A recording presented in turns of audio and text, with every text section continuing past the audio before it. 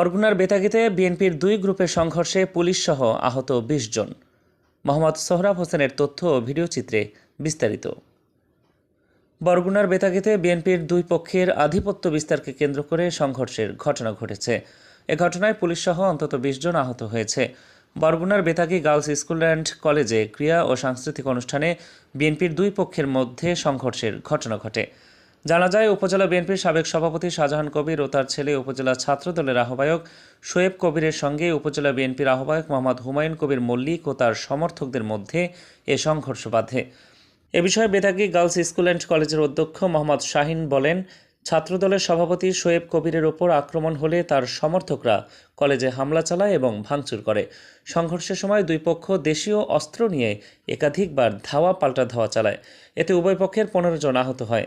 আহতদের মধ্যে গুরুতরদের Barishal Sherebangla medical college হাসপাতালে পাঠানো হয়েছে।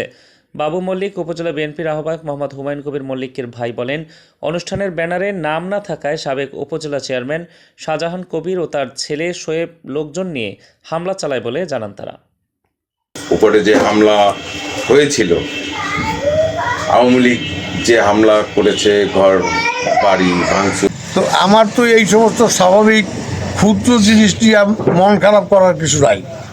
আমি আজীবন থাকতাম প্রধান অতিথি, এখন আমি অতিথি থাকবো, এই জন্য আমার মনও কষ্ট। এটা তো বোকা বিচার, আর কিছু না। তো একটা আধিপত্য বিস্তারের চিন্তা করতো, সেই লক্ষ্যেই এরা এই অতর্কিত যে ছাত্রদল সভাপতির উপরে হামলা হয়েছে সেটি আমরা জানার সাথে সাথে ওখানে ছুটে গিয়েছি।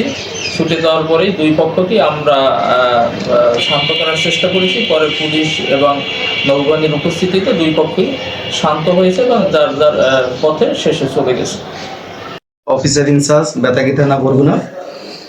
আমি গত ইংরেজি 25/2/2025 তারিখে সংবাদ পাই যে অত্র থানাধীন বেতাগী স্কুল অ্যান্ড কলেজের বার্ষিক ক্রীড়া ও সাংস্কৃতিক অনুষ্ঠানের পুরস্কার বিতরণীর মুহূর্তে অত্র উপজেলাধীন দুইটি দল, একই দলের বিএনপির দুইটি গ্রুপ, একটা হলো শাহজাহান গ্রুপ আর একটা হলো হুমায়ুন মল্লিক গ্রুপ। তাদের এই দুই গ্রুপের ভিতরে পূর্ব থেকে বিরোধ চলিয়ে আসতেছে এবং এই বিরোধকে কেন্দ্র করিয়ে এবং ওই সাথে সাথে আমি সহ আমার থানার ফোর্স অফিসার নিয়ে ঘটনাস্থলে গিয়ে ধাওয়া পাল্টা ধাওয়াকে প্রতিহত অত্যন্ত সুকৌশলে এবং নৈপুণ্যতার সাথে স্বল্প ক্ষতিসাধনে জালমান রক্ষা করতে পারছি এবং বড় ধরনের কোনো হতাহত হয় নাই।